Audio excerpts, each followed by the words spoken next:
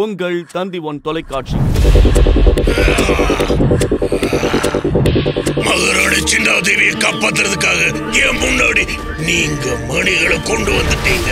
அந்த மணிகளை கிட்ட கொடுங்க. வேண்டாம் மகாராஜா, ஒருவேளை நீங்க இந்த மணிகளை இவன் கிட்ட கொடுத்துட்டீங்கன்னா நம்ம விஜய நகரத்துக்கும் அத்துல்லிய நகரத்துக்கும் ஆபத்து வந்துரும்.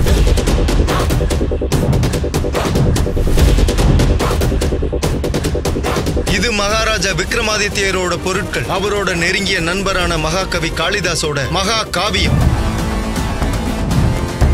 மூடப்பட்ட கதவுக்கு பின்னாடி என்ன இருக்கு?